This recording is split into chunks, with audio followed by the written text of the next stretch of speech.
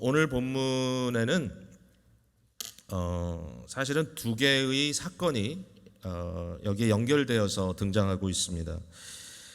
첫 번째 사건은 이제 1절에서 5절까지 구분해서 말할 수 있을 것 같은데요. 바로 지난주에도 언급했던 우리 주님 예수 그리스도의 나타나심입니다. 2000년 전에 성육신 하셔서 이 땅에 오신 바로 그분이시죠. 그래서 예수님에 대한, 그리스도에 대한 역사적 인물로서의 그의 모습을 그려주고 있는 내용이고요. 그리고 두 번째 사건은 6절에서부터 9절까지 설명되어 있다라고 말할 수 있을 것 같습니다. 여기에 그때에라고 표현하고 있는데 여기에 나타나는 이 상황은 사실은 아직도 우리가 역사 속에서 만나보지 못한 현실입니다. 여기 보시는 바와 같이 이리가 어린 양과 함께 산다 그랬습니다. 유명한 이미지죠. 도저히 함께 있을 수 없는 것, 도저히 공존할 수 없는 그런 아주 함께 맞을 수 없는 그러한 존재들이 여기에 공존하면서 이제 평화 속에 거하고 있는 모습. 8절에 젖 먹는 아이가 독사의 구멍에서 장난하며 젖된 어린아이가 독사의 굴에 손을 넣는다. 생각만 해도 아찔하죠. 현재적인 우리의 관점에서는 도저히 있을 수 없는 일이 벌어지는 이 모든 내용이 굉장히 상징적으로 어떠한 세계가 지금 펼쳐질 것인지를 우리에게 이제 보여주고 있죠. 이때는 언젠가요? 여러분 이사야서 뒷장으로 뒤로 쭉 한번 가셔서요. 65장을 한번 가보십시오.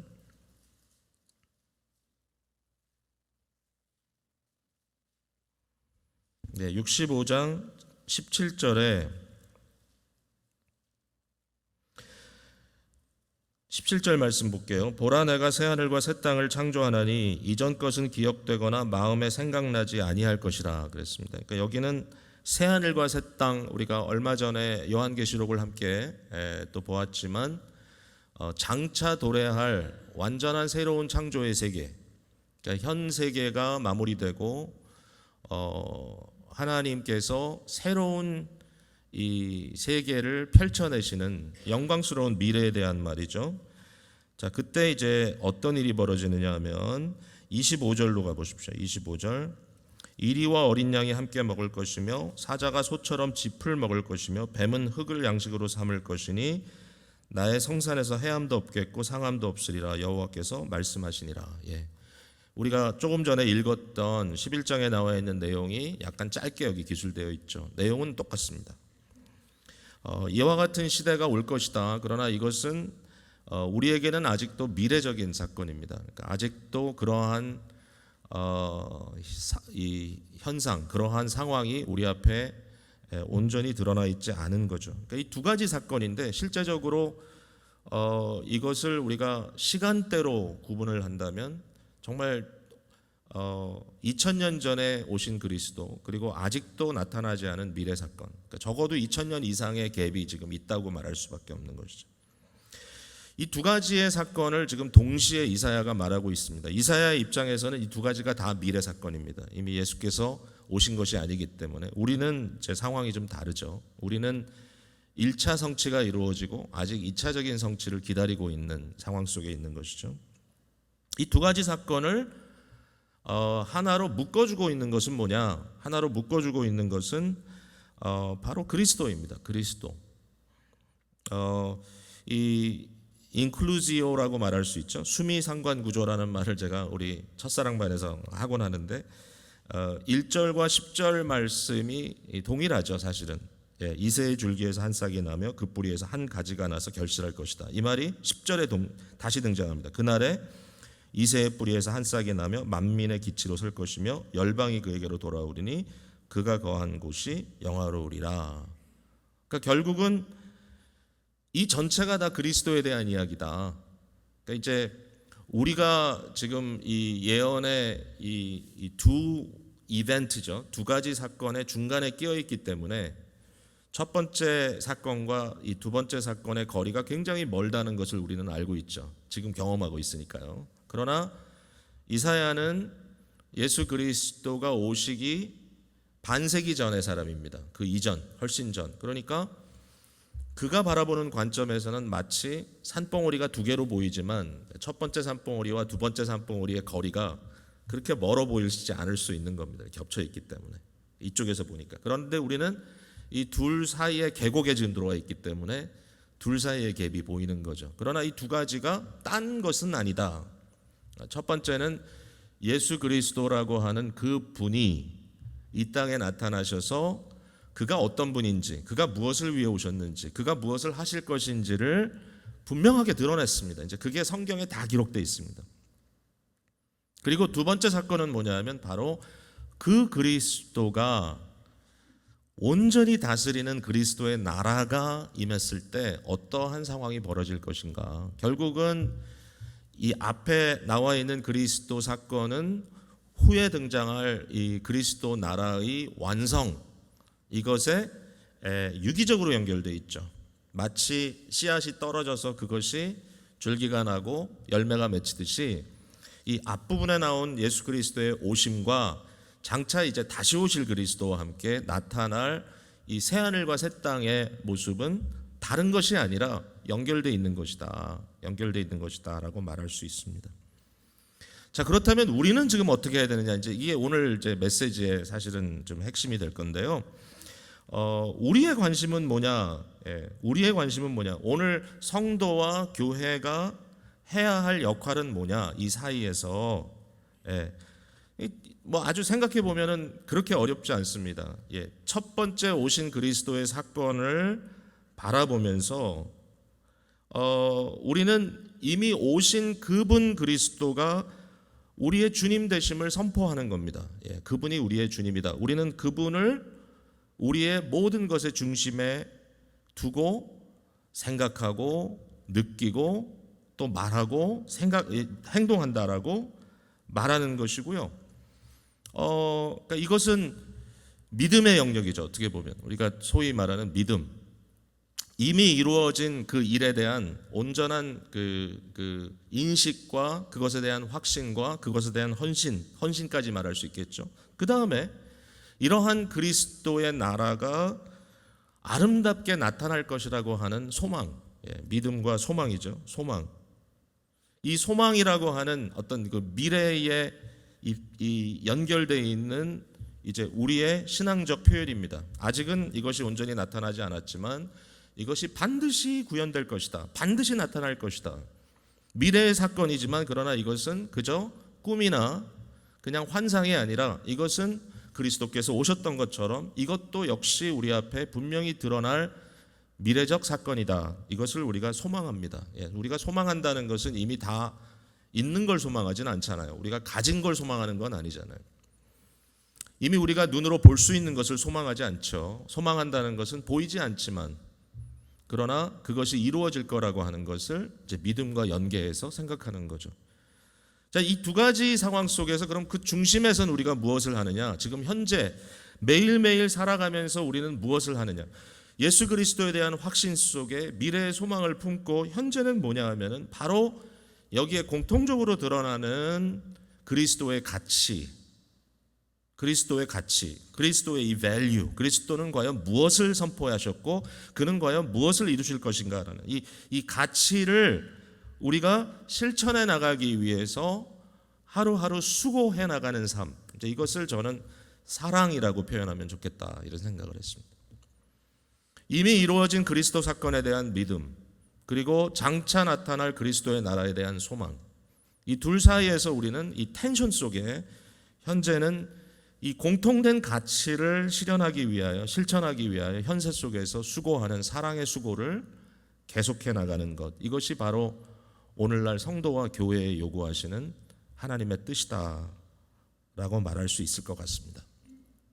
자, 이제 이런 기본적인 이 틀을 말씀드렸고요. 그러면 이제 여기에 한번 내용을 담아 보겠습니다. 자, 첫 번째 우리가 생각할 것은 과연 그럼 그리스도, 이 오신 그리스도는 어떤 분이셨는가? 그는 누구인가?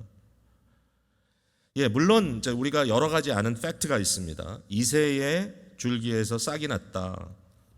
그 뿌리에서 한 가지가 났다. 우리가 아는 대로 예수 그리스도는 다윗에게 주신 예언 말씀처럼, 약속의 말씀처럼 그런 다윗의 아들로 이 땅에 오셨습니다. 역사적인 인물입니다.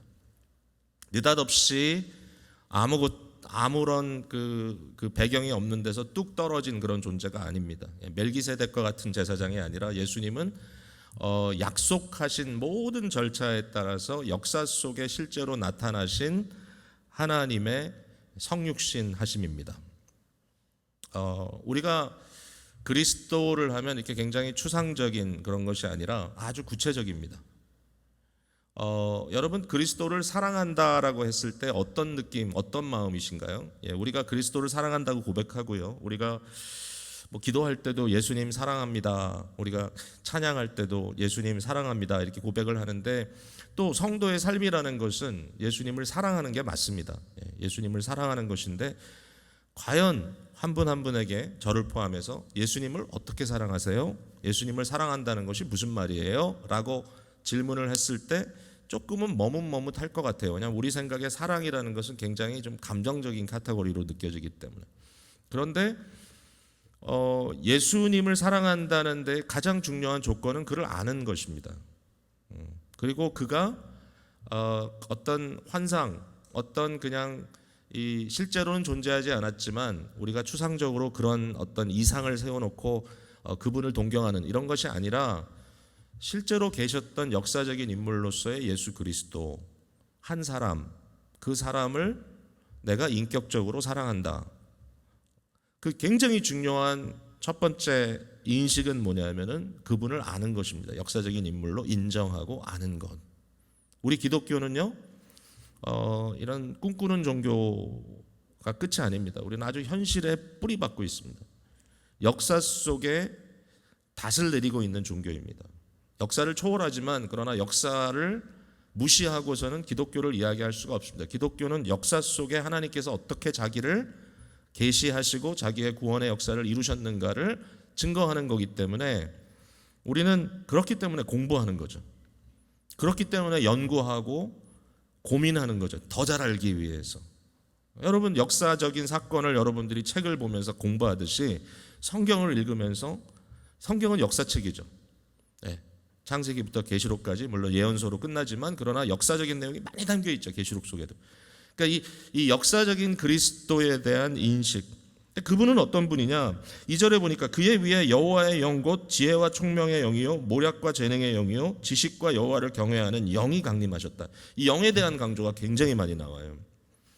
이제 이것은 성령님에 대한 얘기입니다. 삼위일체 하나님의 공동사역이지만 그러나 여기에 그 그리스도를 보내실 때 어떤 분으로 보냈느냐가 굉장히 중요한데 그는 기름 부음을 받은 분으로 보낸 것입니다. 구약의 기름 부음을 받았다는 것은 왕권을 의미하고 그 다음에 하나님의 말씀을 담는 선지자의 개념을 의미하고 또 하나님과 백성 사이의 중보자로 역사하는 제사장의 의미를 갖고 있습니다.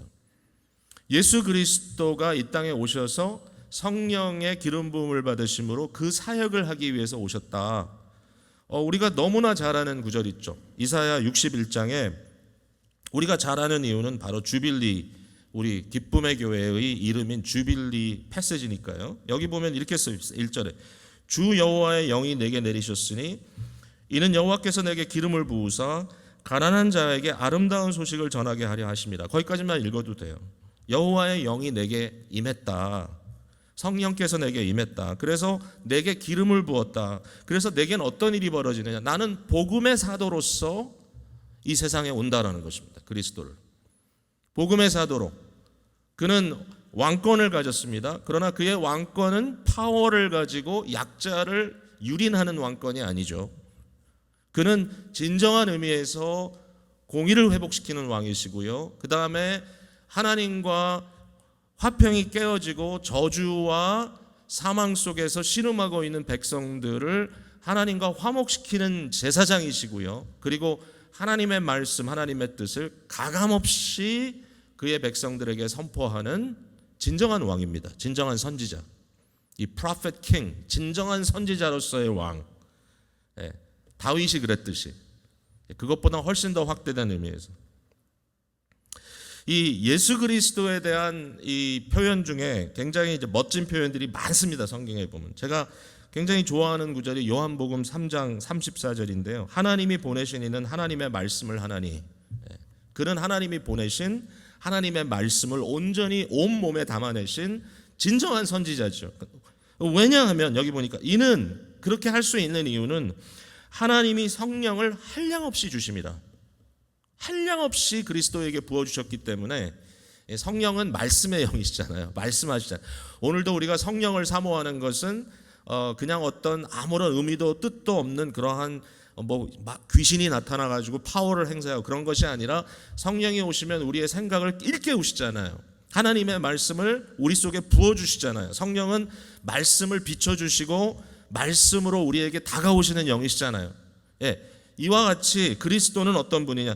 성령을 한량없이 받으신 분이다. 그래서 그분은 기름 부음 받은 자로서 하나님의 뜻을 따라 그냥 말만 하는 것이 아니라 그 말씀을 실제적으로 성취해내는 그러한 분으로 우리에게 오셨다.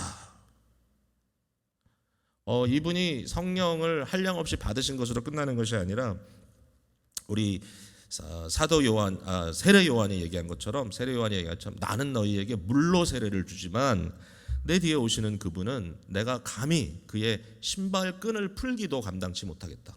왜냐하면 그분은 물로 세례를 주는 것이 아니라 성령으로 세례를 주시는 분이시다.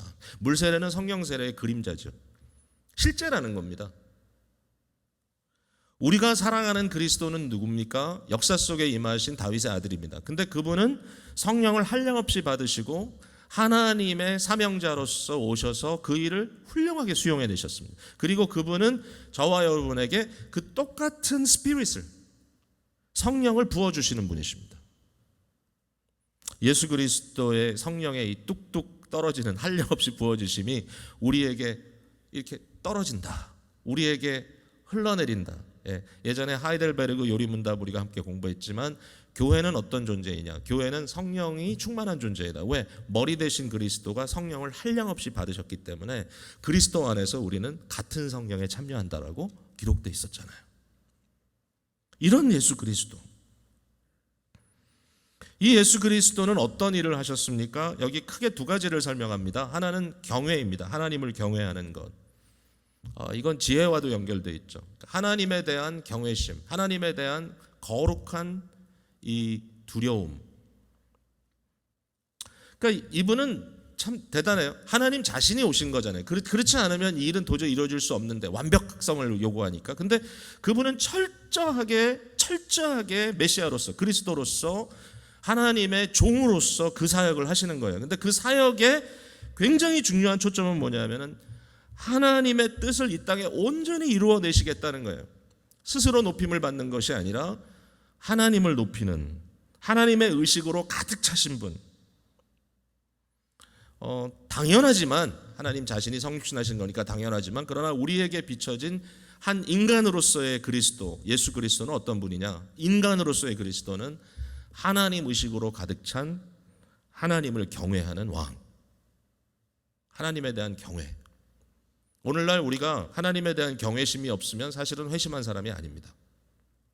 그래서 방자하게 행동합니다. 경외심이 없는 자녀들은 너무나 다루기가 어렵습니다.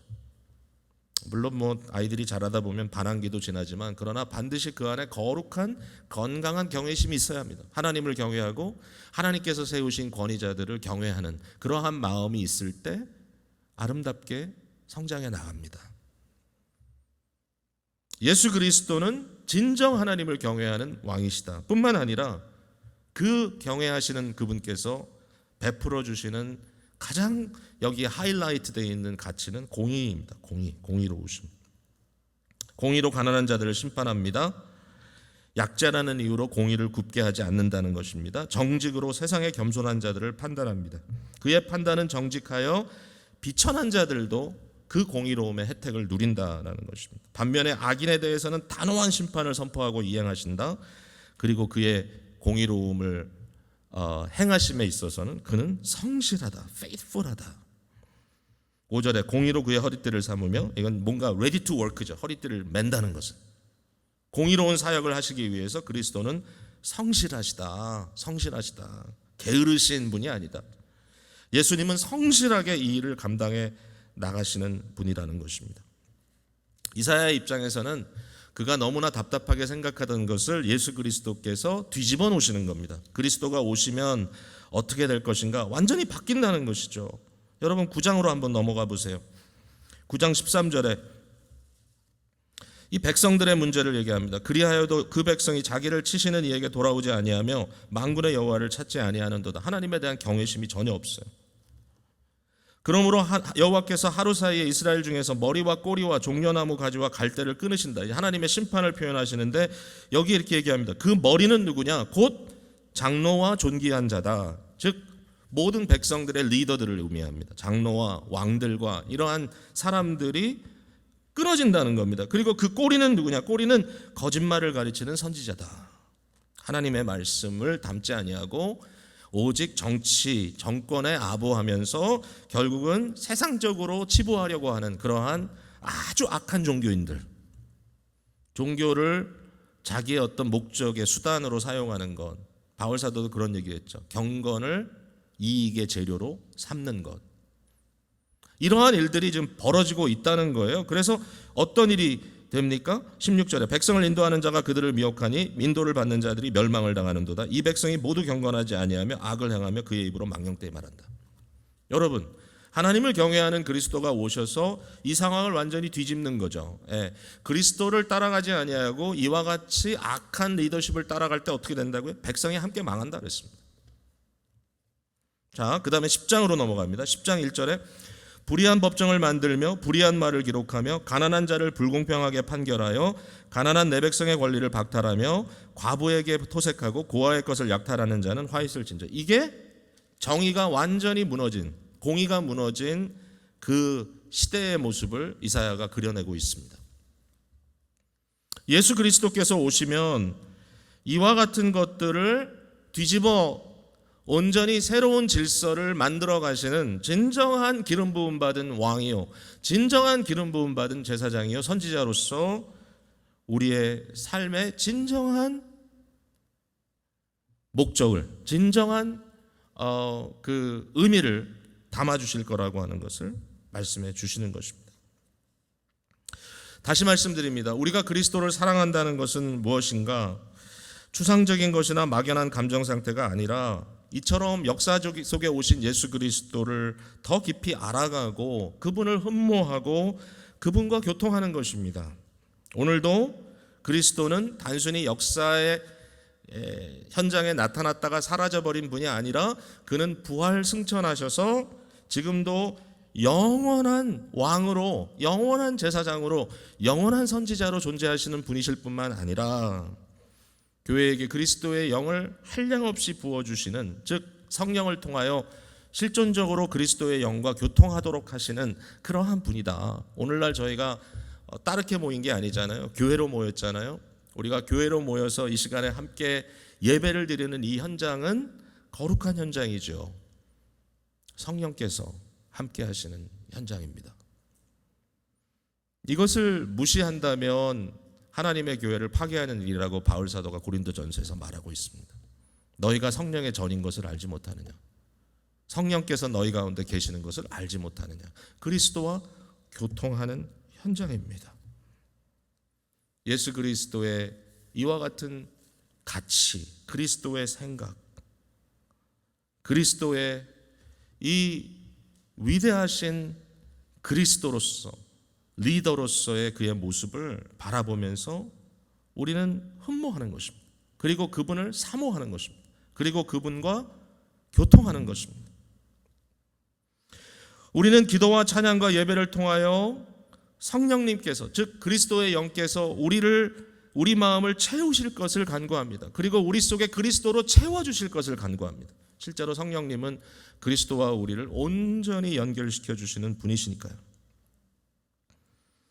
그리스도의 영이 우리를 채우시면 어떤 일이 벌어질까요? 그리스도가 우리 속에 가득 채워지면 그리스도가 싫어하는 것들이 우리의 삶 속에서부터 토해져 내어 버린다는 것을 상상할 수 있습니다.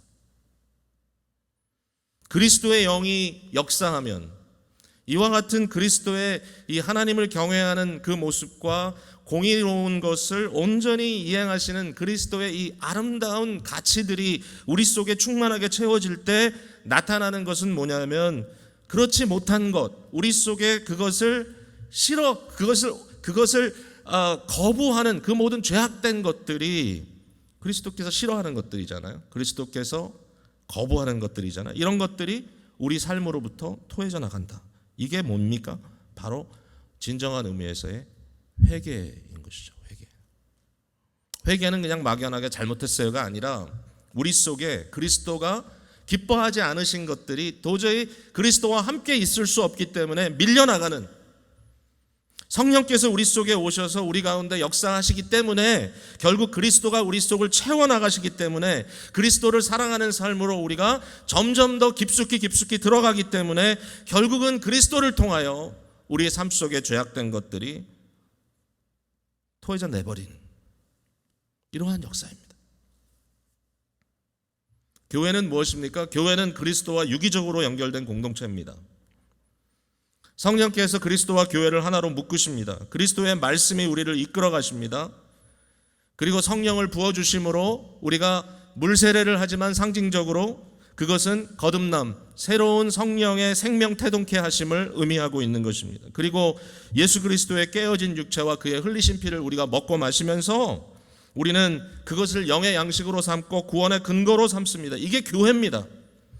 교회는 예수 그리스도와 연합된 그 공동체입니다. 그 공동체의 모든 일원들이 곧 그리스도의 성령의 내재하심을 체험하는 한 분 한 분의 성도들입니다. 교회는 죄악을 품고 있을 수 없죠. 그래서 어떨 때는 교회가 죄악을 토해내야 되는 때가 있습니다. 교회가 공동체적으로 하나님께 나아가서 회개할 수밖에 없는 때가 있습니다. 사실은 매번 해야 되죠. 기도를 인도하시는 우리 장로님들의 집사님들께서 기도를 인도하실 때 주여 우리의 죄를 용서하여 주시옵소서라는 말은 그냥 아무런 의미 없는 똑같은 포뮬라의 반복은 아닐 것입니다. 여러분 아마 준비하실 때마다 깊이 느끼실 텐데, 교회의 성결을 위해서, 즉 예수 그리스도가 우리 교회에 충만하시기 위해서 우리 속에 있는 죄악을 쏟아내야 된다는 것, 그것을 토해버려야 된다고 하는 것을 깊이 마음속에 느끼면서 그 일을 행하는 것입니다. 공동체적 회개.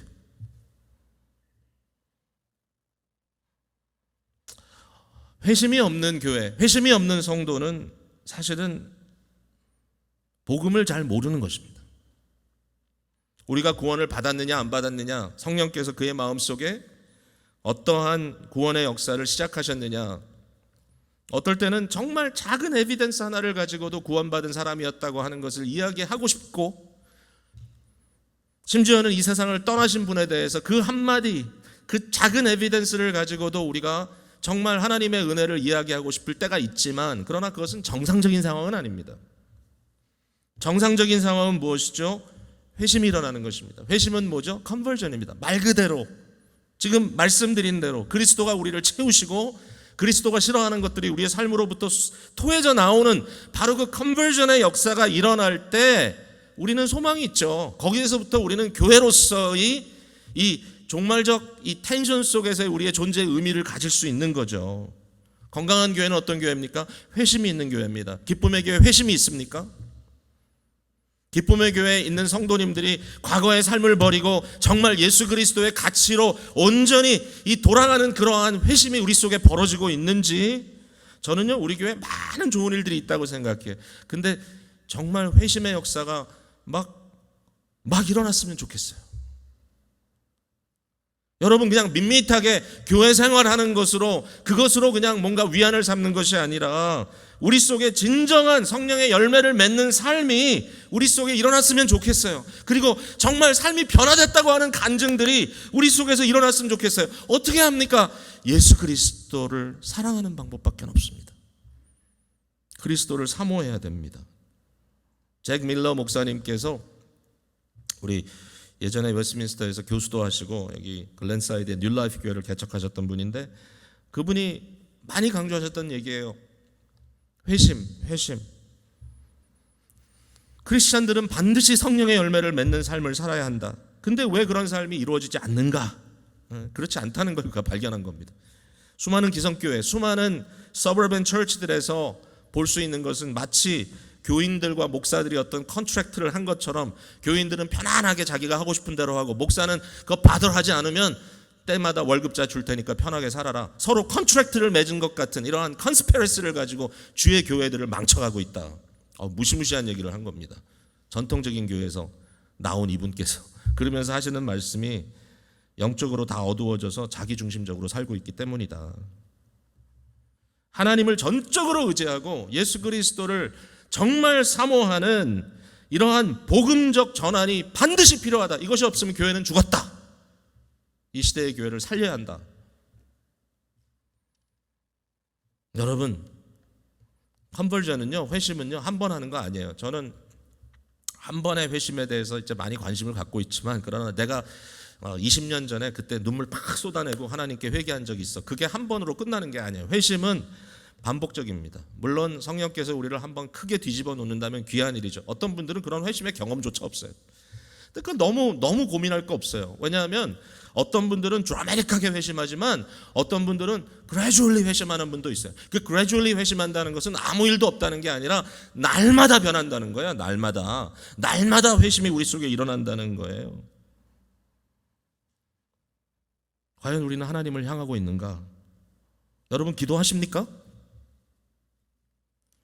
여러분 하나님의 말씀을 매일 묵상하십니까? 여러분 예배를 사모하고 그 예배 속에 하나님을 향하십니까? 마음으로? 저 자신에 대해서도 묻고 싶은 말이에요. 회심한 사람은 어떤 사람이냐? 공동체에 헌신하는 사람입니다. 나 혼자 믿는 거 아니거든요. 왜냐하면 그리스도의 사랑은 반드시 그리스도를 사랑하고 그리스도인을 피차 사랑하고 그리고 하나님께 헌신하는 삶으로 바뀌게 된다는 것이죠. 잭 밀러의 말이에요. 공동체 헌신하게 된다. 그리고 또 하나, 복음을 전하는 전도자의 삶을 살게 된다. 그 왜 그럴까? 이분은 너무 당연하게 생각했어요. 아니, 예수 그리스도를 사랑하고 그리스도 안에 들어온 사람이 나의 삶의 가치가 바뀌었는데 사람들에게 다니면서 나 이렇게 바뀌었어요 라고 이야기할 수 있는 거 당연한 거 아니냐. 여러분, 전도를 못하는 이유는 내가 안 바뀌었기 때문입니다. 바뀌지 않은 사람이 어떻게 전도를 합니까? 사람들이 그래요. 너나 잘하라고. 그러나 나의 삶에 나의 모습 속에 진정한 전환이 있다면, 진정한 컨버전이 있다면 그것은 자연스럽게 내가 사랑하는 주님, 나를 변화시키는 주님, 그분에 대한 이야기를 하는 것이 너무 당연한 게 아닐까? 자, 말씀을 이어갑니다. 예수 그리스도는 누구신가? 내가 그분을 사랑한다는 것은 무슨 의미가 있는가?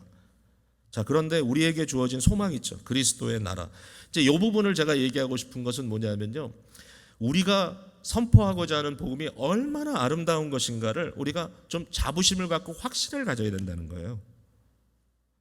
여러분, 여기는 좀 단면적으로 기록되어 있어요. 하나님의 나라, 그리스도의 나라에 대한 이 새하늘과 새 땅에 대한 온전한 그림을 그리자면 좀 더 많은 성경 구절들이 요구될 겁니다. 그러나 적어도 오늘 본문이 우리에게 강조하고 있는 것은 뭐냐면은 그리스도의 나라는 강자가 약자를 유린하는 것, 그런 나라 아니다. 모든 짐승이 다 똑같진 않아요. 보면 분명히 이리도 있고 어린 양도 있어요. 여기 표범도 있고 염소도 있어요. 송아지도 있고 사자도 있어요. 다 있어요. 암소도 있고 곰도 있고 다 달라요. 그러나 서로의 특징과 독특한 모습을 지니고 있지만 이 나라에서는 서로 해하지 않는다. 평화가 아름다운 가치로 세워져 있다. 여러분, 인생이 피곤한 이유가 뭡니까? 우리는 서로에 대한 두려움과 경계심으로 가득 차 있습니다. 어린아이가 독사의 굴에 손을 넣는다는 이미지가 여러분 어떻게 보입니까? 에이, 말도 안 돼. 어우, 위험해. 이렇게 느껴집니까? 너무너무 안전한 겁니다. 독사의 굴은 뭐죠? 독사의 굴. 여러분에게 독사의 굴이 뭡니까? 사람을 만나는 것이 두렵다라는 분들이 계세요. 그게 독사의 굴입니다. 내가 그동안에 벽을 싸고 있던 그 성도, 그 교인, 그게 독사의 굴입니다. 그 사람에게는.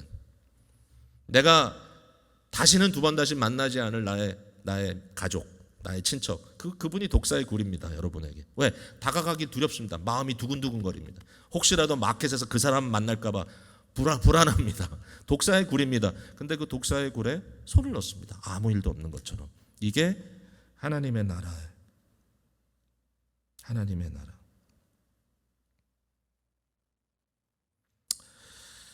하나님의 거룩한 산에는 해함도 없고 상함도 없습니다. 왜냐하면은 물이 바다를 덮은 같이 여호와를 아는 지식이 세상에 충만하다. 여러분 많이 들어본 거죠. 물이 바다 덮은 같이 찬양도 하잖아요. 이 구절은 나중에 보면 하박국 선지자가 그대로 인용한 구절이에요. 구약이 구약을 인용한 대표적인 구절이에요. 교회는 하나님의 나라가 완전하게 드러난 공동체는 아닙니다. 아직도 이것은 소망입니다. 우리 속에는 여전히 갈등이 있어요. 그러나 하나님의 백성으로 헌신한 자들이 같은 주인, 같은 왕을 섬기고 있기 때문에 맥이 통합니다. 맥이 통합니다.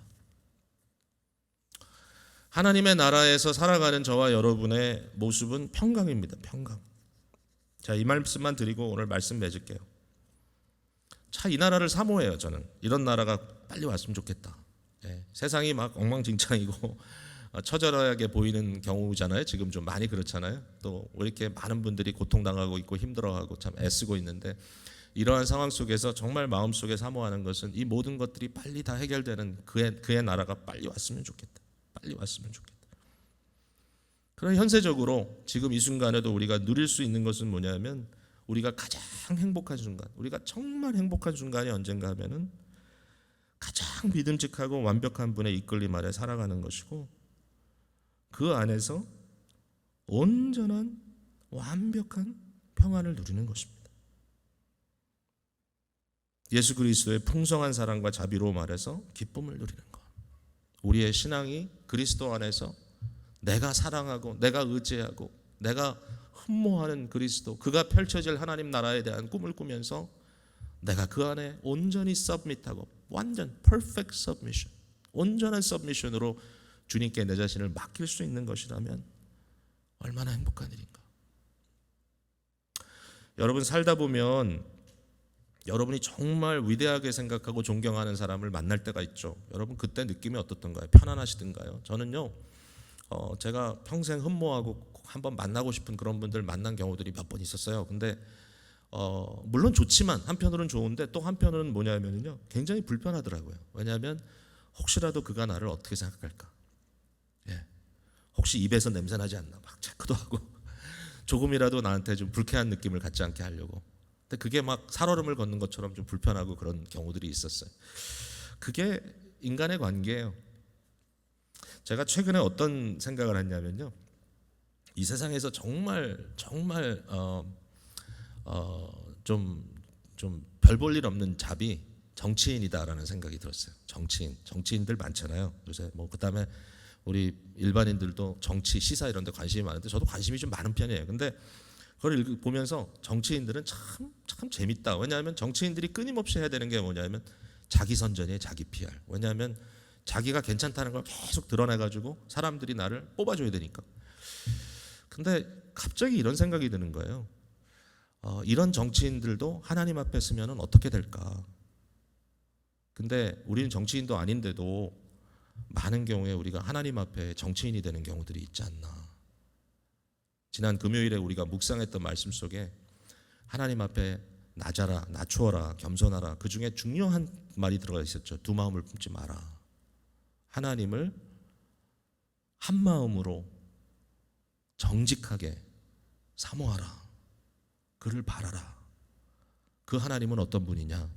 제가 좀 전에 말씀드렸던 나를 불편하게 하시는 그런 분이 아니라 그리스도 예수는 그분의 풍성한 사랑과 자비로움 속으로 우리를 불러들이셔서 진정한 하늘의 평강을 누리도록 하시는 분이다. 여러분 이 소망 여러분 갖고 계시지 않습니까? 이 멋진 하나님의 나라를 선포하고 살고 싶지 않으십니까? 여러분의 가정에, 여러분의 모든 삶의 영역 속에 이러한 풍성한 평안함을 누리고 싶지 않으십니까? 여러분 말로만이 아니라 감정적으로만이 아니라 의지적으로 우리의 진정한 그리스도 되신 예수 그리스도를 향하시고 그로 체험받기 위하여 성령님께 자신을 온전히 내어놓으시고 채워질 때 마음껏 회개하시고 토해내시고 새로운 역사가 우리 속에 이루어지기를, 회심의 삶이 이루어지기를 간절히 사모할 때 진정 예수 그리스도의 오심과 그리스도의 다시 오심 사이에 믿음과 소망으로 사랑을 실천하는 사람의 모습이 우리 속에 이루어질 거라고 하는 확신을 한번 가져봅니다. 이번 주도 변화를 경험하는 귀한 삶이 되시기를 바랍니다. 기도하겠습니다.